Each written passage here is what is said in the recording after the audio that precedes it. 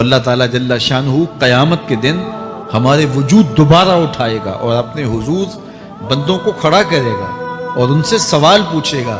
یہ نہیں ہے کہ جو مرضی کرتے گئے، ایک آدمی نے ظلم کیا، جبر کیا، زیادتیاں کی، لوگوں کا حق لوٹا، لوگوں کا مال غصب کیا، عزتیں پامال کی، اور اتنا مؤثر تھا کہ عدالتیں وہ خرید لیتا تھا، کچہریاں وہ خرید لیتا تھا، پولیس وہ خرید لیتا تھا، کوئی سے پوچھنے والا نہیں تھا، اس کی بات چلتی تھی، اس کا فون چلتا تھا، اس کا رکا چلتا تھا، عیش و عشرت کی زندگی گزاری اور مر گیا، ہزاروں کے حق غصب کر کے، ہزاروں کا مال ہڑپ کر کے، لوگوں کی آبروئیں لوٹ کے مر گیا اور قبر میں چلا گیا، بس قصہ ختم۔ اب نہ وہ اٹھے گا نہ اس سے حساب لیا جائے گا، تو پھر انصاف کہاں گیا؟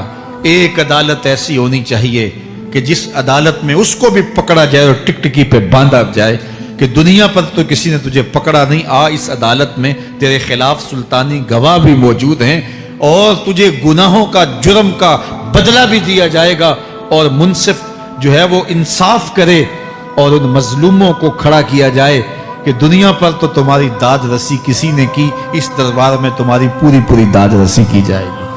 عقل مانتی ہے کہ ایک ایسا دربار ہونا چاہیے، ایسا احتسابی عمل ہونا چاہیے، ایک ایسی عدالت لگنی چاہیے کہ جس کا کہیں جسے انصاف نہیں ملا اس کو وہاں جا کے انصاف ملے، اور وہ دن قیامت کا دن ہے۔ اس کا یقین زندگی میں نظم پیدا کر دیتا ہے اور تھر تھر بدن کانپتا ہے کہ آج اگر ہم مؤثر بھی ہو جائیں اور کسی کے سامنے جواب دے نہ ہو، لیکن ایک عدالت تو ہے جہاں ہم نے جواب دہ ہونا ہے اور اپنے ایک ایک عمل کا حساب دینا ہے۔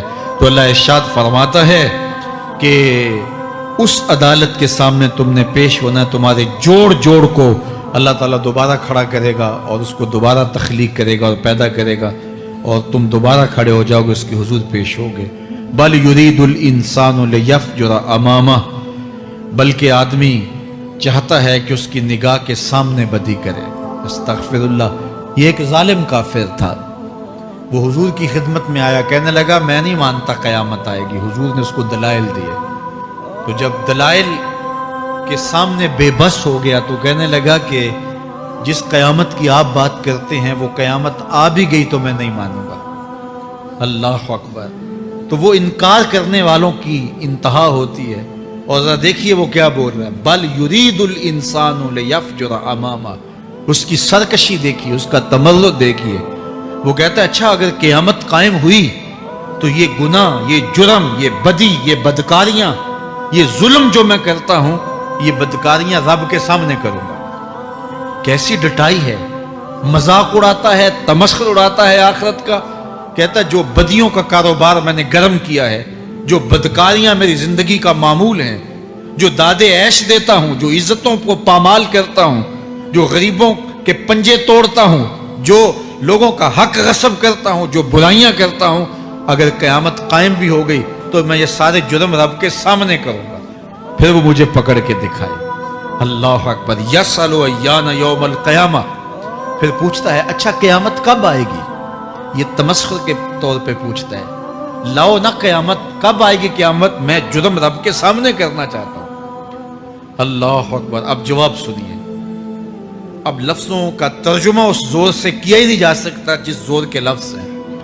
وہ کہتا ہے قیامت کب آئے گی؟ میں تو یہ جرم رب کے سامنے کرنا چاہتا ہوں، کوئی قیامت نہیں ہے، مذاق اڑاتا ہے۔ قیامت کب آئے گی؟ آواز آئی، فائزہ برق البصر وخسف القمر وجمع الشمس والقمر۔ جب قیامت آئے گی تو آنکھیں چندھیا جائیں گے، چاند بے نور ہو جائے گا، سورج اور چاند اکٹھے ہو جائیں گے۔ یقول الانسان یومئذ این المفر۔ آج جو کہتا ہے کہاں ہے قیامت، اس دن بھاگتا پھرے گا۔ کوئی پناہ گاہ ہو بتاؤ، کوئی ہے ٹھکانہ چھپنے کا؟ کوئی پناہ گاہ ہے؟ کلا لا وزر۔ آواز آئے گی کوئی ٹھکانہ نہیں ہے، آج کوئی ٹھکانہ نہیں ہے۔ الی ربک یومئذ المستقر۔ اگر ٹھکانہ ہے تو صرف رب کے پاس ہے، انہیں ٹھکانہ ملے گا جو رب کے بندے ہیں اور اس کی دہلیز پہ آنے والے ہیں۔ یُنَبَّأُ الْإِنسَانُ یومئذ بما قدم وأخر۔ اللہ تعالیٰ اس دن بتا دے گا جو آگے بھیجا اور وہ بھی بتا دے گا جو پیچھے چھوڑا۔ ایک ایک چیز تشت از بام ہو جائے گی. یوم تبل السرائر فما لہ من قوت ولا ناصر. اللہ فرماتا سارے راز کھل جائیں گے. جو بند کمروں میں جرم کیے داد عیش دیتا رہا وہ بھی کھل جائیں گے. اور پھر کوئی طاقت نہیں ہوگی, کوئی زور نہیں ہوگا, کوئی زر نہیں ہوگا جو اس کو بے نقاب ہونے سے بچا سکے. اے داور حشر میرا نامہ اعمال نہ پوچھ, اس میں کئی پردہ نشینوں کے بھی نام آتے ہیں. تو وہ کتنا سخت دن ہوگا. ارشاد فرمایا جائے گا کہ جو آگے بھیجا, جو پیچھے چھوڑا, جو جرم کرتا رہا, جو نیکیاں کی, جو برائیاں کی, سب کچھ تشت از بام ہو جائے گا. بل الانسان علی نفسہ بصیرہ, بلکہ آدمی خود اپنے حال پر اچھی طرح خود آگاہ ہے. ہم اسے نامہ اعمال کے دفتر دیں گے جہاں سب کچھ لکھا ہوگا. قرآن بتاتا جب نامہ اعمال سامنے آئے گا تو وہ بے ساختہ پکار اٹھے گا, ما لہذا الکتاب لا یغادر صغیرۃ ولا کبیرۃ الا احصاها. ہائے اس کتاب کو کیا ہوا, اس نے چھوٹی بڑی کوئی بات نہیں چھوڑی, سب کچھ لکھ دیا.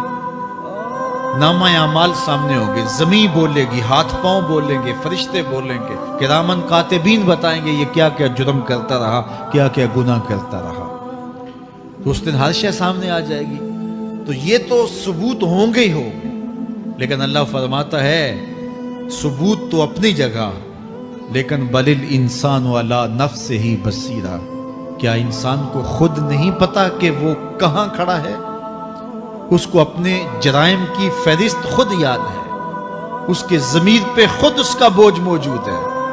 اسے یہ نامہ اعمال نہ بتاتے, فرشتے نہ بتاتے, پھر بھی اسے پتا تھا کہ میں کیا ہوں اور کہاں میں نے جرم کیا ہے. وَلَوْ أَلْقَى مَعَاذِيرَهُ, اللہ اکبر. اگر اس کے پاس جتنے بہانے ہوں سب لا ڈالے, جب بھی کوئی اس کا بہانہ نہیں سنا جائے گا. قیامت کا دن ہوگا, دنیا کے اوپر تو بہانوں سے انسان بچ نکلتا ہے. کوئی جھوٹ بول لیا, کوئی جھوٹا گواہ پیش کر دیا, کوئی مکر کر لیا, کوئی رشوت چل گئی, کوئی سفارش کام آ گئی, کوئی بہانہ تراش لیا, بات کو توڑ موڑ کے پیش کر لیا. لیکن قیامت کا جب دن ہوگا تو کوئی نہ جھوٹا گواہ چلے گا, نہ رب کی پولیس رشوت لیتی ہے, نہ وہاں انصاف کے خلاف کوئی کام ہوگا, اور نہ ہی کوئی بہانہ چل سکے گا. اللہ اکبر. دوسری بات مفسرین نے یہ بھی لکھی کہ بعض اوقات یہ ہوتا ہے کہ انسان اپنے گناہ پر, اپنے جرم پر کوئی بہانہ تلاش کر کے لوگوں کو مطمئن کر لیتا ہے. جو اس نے جرم کیا, کسی سے زیادتی کی, کسی کا حق غصب کیا, تو لوگوں نے ملامت کی تو وہ کوئی بہانہ تراشتا ہے اور لوگوں کو مطمئن کر لیتا ہے. بعض کا لاجواب کر دیتا ہے, بعض کا مطمئن بھی کر لیتا ہے. وہ لوگوں کو تو مطمئن کر لیتا ہے لیکن وہ خود مطمئن نہیں ہو سکتا. جس نے جرم کیا ہوتا ہے, جرم اس کو اندر سے ڈستا رہتا ہے, اس کا ضمیر اس کو ٹھوکریں مارتا رہتا ہے, اندر کی بے چینی اسے تنگ کرتی رہتی ہے. اگرچہ وہ دلائل سے, مکر و فریب سے, باتوں کو توڑ موڑ کے عذر کر لیتا ہے, کوئی بہانہ بنا لیتا ہے, لیکن اس کے باوجود اس کے اندر کوئی چین, اندر کوئی اطمینان نہیں ہوتا. اللہ اکبر. تو مجرم بے چین رہتا ہے. آج ہماری بے چینیوں کا ایک سبب ہمارا مالک کی دہلیز سے منہ موڑنا اور بہت سارے دیدہ نادیدہ گناہوں کا ارتکاب کرنا ہے. جب ہم سے سستیاں ہو جاتی ہیں, کوتاہیاں ہو جاتی ہیں, تو وہ گناہ ہمارا پیچھا نہیں چھوڑتے اور ہمیں بے چین اور مضطرب رکھتے ہیں. تو بعض اوقات جو ہے وہ ہم کہتے ہیں کہ پتہ نہیں بے چینی کیا ہے. بے چینی گناہوں کی ہے. گناہ طبیعت میں بے چینی پیدا کر دیتا ہے, سکون نہیں آنے دیتا. اطمینان کی دولت چھن جاتی ہے جب کوئی شخص گناہ کرتا ہے. اور یہ لازمی نہیں ہے کہ وہ کسی کا حق غصب کرے, اس نے کسی کی عزت ہی پامال کی ہو, اس نے کسی کی آبرو پہ حملہ کیا ہو. اگر نماز چھوڑی ہے تو بے چینی یہ بھی کم نہیں ہے, یہ رب کی نافرمانی ہے. اگر اس کی نظر بھٹکی ہے تو یہ بھی کم بے چینی نہیں دیتی.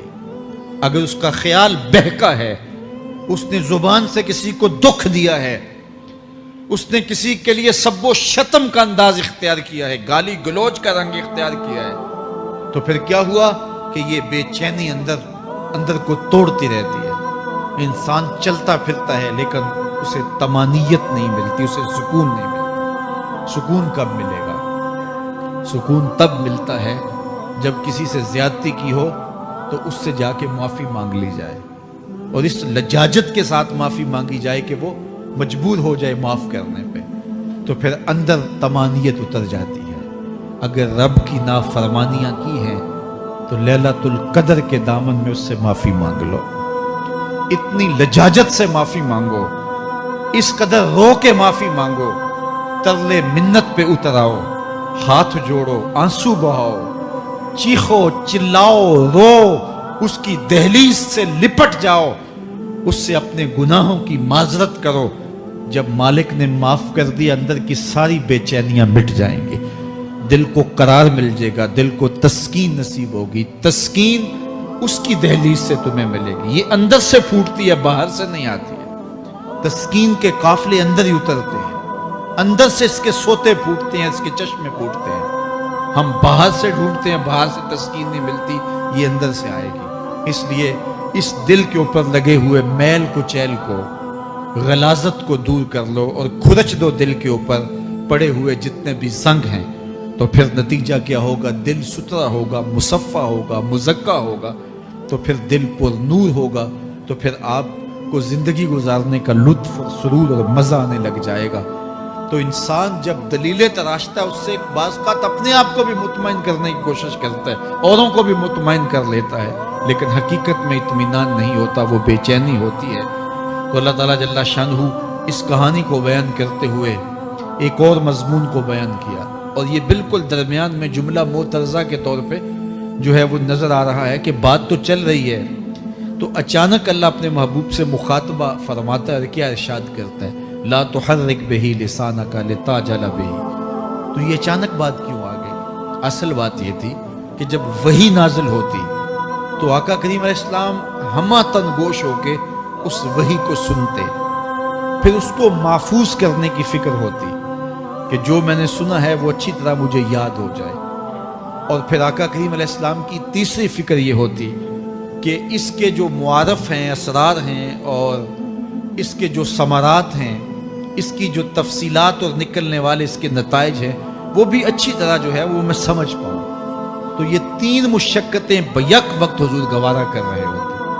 اب قیامت کا ہولناک منظر جو پیش کیا گیا، اور پھر انسان جب اپنے رب کی نافرمانی کرتا ہے تو جو اس کا حال ہوتا ہے، تو یہ سارے مضامین کو اللہ کے محبوب سن رہے تھے. حضور کے قلب اطہر پر گرانی آئی، اور میرے رب کو کیسے گوارا تھا. جو حضور سن رہے تھے جلدی جلدی اس کو زبان پہ لانا چاہ رہے تھے تاکہ وہ اچھی طرح ازبر ہو جائے، لیکن اللہ نے محبوب کی اس مشقت کو دیکھا تو فرمایا لا تحرک بہ لسانک لتعجل بہ. محبوب آپ اپنی زبان کو جنبش نہ دیں، آپ جلدی کرتے ہیں تاکہ وہ جو میں نے سنا ہے وہ میری زبان پہ آ جائے.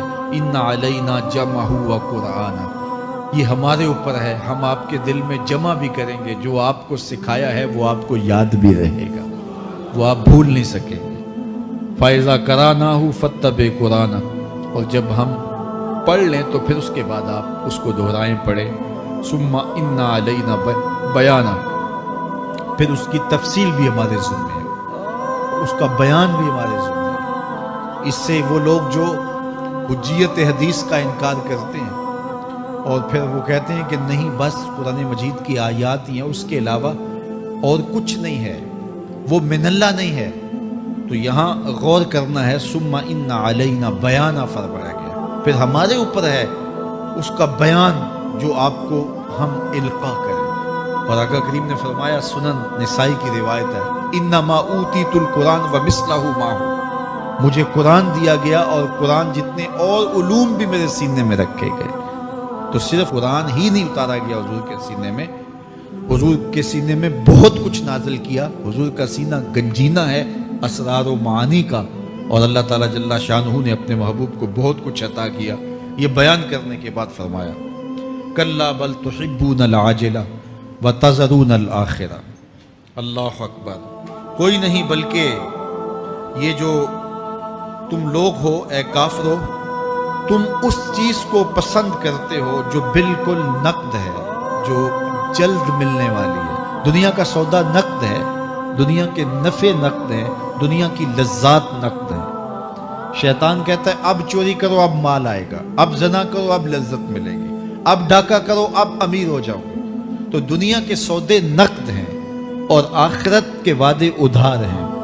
اور ارشاد فرمایا بل تحبون العاجلہ، تم دنیا کی جو عاجل چیزیں ہیں، جو بالکل نقد سودے ہیں، تم ان کے پیچھے پڑتے ہو، وتذرون الآخرہ، اور آخرت کو چھوڑتے ہو۔ دوسرے مقام پہ ارشاد فرمایا سورہ الاعلیٰ میں بل تؤثرون الحیات الدنیا والآخرۃ خیر وابقی، تم دنیا کی جیتی زندگی کو ترجیح دیتے ہو، حالانکہ آخرت بہتر بھی ہے اور دائمی بھی۔ میں آپ کی توجہ چاہوں گا، آخرت بہتر بھی ہے اور دائمی بھی، لیکن تمہاری ترجیح یہ دنیا ہے جس کی آخرت کے مقابلے میں کوئی حیثیت ہی نہیں ہے۔ حضور نے ارشاد فرمایا اگر کسی کو جنت میں ایک کوڑا رکھنے کی جگہ مل جائے، ایک ڈنڈا رکھنے کی جگہ مل جائے، دنیا و ما فیہا کی دولتوں سے وہ زیادہ قیمتی ہے۔ 7 براعظموں پہ پھیلی ہوئی کائنات، سمندروں کی تہوں میں قیمتی موتی، پہاڑوں کے دامن میں قیمتی معدنیات، مالیاتی اداروں کے پاس سرمائے، لوگوں کے پاس دولت کے انبار، یہ سارے اکٹھے کر لیے جائیں اور ان کی قیمت لگائی جائے، اور جنت میں ایک ڈنڈا رکھنے کی جگہ، ایک عصا رکھنے کی جگہ، ایک کوڑا رکھنے کی جگہ، وہ جگہ پھر بھی زیادہ قیمتی ہے۔ پراپرٹی ویلیو ہوتی ہے نا، وہ کہتے ہیں کہ دور دراز دیہات سے 10 ایکڑ فروخت کریں تو یہاں ہمارے بائی پاس پہ اگر لیں تو 1 کنال جگہ آئے گی، 10 ایکڑ فروخت کر کے یہاں 1 کنال ملے گی۔ اور اگر آپ مزید اس کو فروخت کر کے مزید جو ہے وہ کسی مہنگے علاقے میں چلے جائیں تو ہو سکتا ہے 2 مرلے اس 10 ایکڑ کے مقابلے میں آئیں۔ تو اس طرح مختلف جگہوں کی پراپرٹی ویلیو ہوتی ہے۔ اللہ کے محبوب جنت کی پراپرٹی ویلیو بتا رہے ہیں۔ 7 براعظموں پہ پھیلی ہوئی کائنات کو ایک پلڑے میں رکھیں، پوری دنیا کے اندر جو سرمائے ہیں، جو ماضی میں سرمائے لوگوں نے خرچ کر لیے، جو حال میں موجود ہیں، جو آنے والے ادوار میں لوگوں کے پاس آئیں گے، قارون کا خزانہ اور سرمائے سارے اکٹھے کر کے ایک پلڑے میں رکھ دیں، جنت میں ایک عصا رکھنے کی جگہ پھر بھی زیادہ قیمتی ہے۔ تو پھر دنیا کی آخرت کے مقابلے میں قیمت کیا ہوئی؟ دنیا کی جنت کے مقابلے میں ویلیو کیا ہوئی؟ اور جنت میں سب سے کم جگہ کس کو ملے گی؟ جو سب سے آخر میں جائے گا۔ ظاہر ہے سب سے کم جگہ اسی کے پاس ہوگی جو سب سے آخر میں جہنم کے دھکے کھا کھا کے، رگڑے سہ سہ کے پھر آخر میں جنت میں جائے گا۔ سب سے تھوڑی جگہ اس کے پاس ہوگی۔ حدیث پاک میں آتا ہے، بخاری میں آتا ہے، حضور نے ارشاد فرمایا کہ جب جہنم سے آخری جہنمی نکالا جائے گا تو اللہ تعالیٰ اسے پوچھے گا بتا تیری کوئی آرزو؟ تو وہ کہے گا مالک یہ آرزو ہے، یہ آرزو ہے، مختلف آرزویں بتائے گا۔ اللہ فرمائے گا لکا ما تمنیتا، جو تو نے آرزو کی جا جا تجھے میں نے عطا کر دی، اب جنت میں چلا جا۔ تو اس کی تو توقع یہ ہوگی کہ سایہ دیوار جنت میں جگہ مل جائے تو غنیمت ہے، اور اگر جنت کے اندر جاؤں تو کوئی جھونپڑا مل جائے 2 مرلے کا تو وہ بھی کافی ہے۔ لیکن اللہ اسے کتنی جگہ دے گا؟ اللہ فرمائے گا جا جنت میں، تیرے لیے جنت میں دنیا سے 10 گنا جگہ ہے۔ 7 براعظموں کو 10 سے ضرب دے تو کہا کہ دنیا سے 10 گنا جگہ تیرے لیے۔ اس کو یقین ہی نہیں آئے گا، وہ کہے گا تسخر وانت الملک، میرے رب تو بادشاہ ہو کے مجھ سے مذاق کر رہا ہے؟ اللہ فرمائے گا نہیں، تیرے لیے 10 گنا جگہ ہے، اور اس کے لیے 10 گنا جگہ ہوگی جو سب سے آخر میں جنت میں جائے گا۔ میں آپ کی توجہ چاہوں گا، جو آخری جنتی ہے اس کے پاس کتنی جگہ ہوگی، کتنی پراپرٹی ہوگی؟ آج تو 2 10 20 50 مربع کسی کے پاس ہوں تو وہ اتراتا ہوا چلتا ہے کہ میں اتنا بڑا ذمہ دار ہوں۔ جنت میں آخری جنتی کی جگہ کتنی ہوگی؟ دنیا سے 10 گنا جگہ۔ اگر ویڈیو پسند آئی ہے تو لائک کریں، سبسکرائب کریں اور اپنے دوستوں میں شیئر کریں۔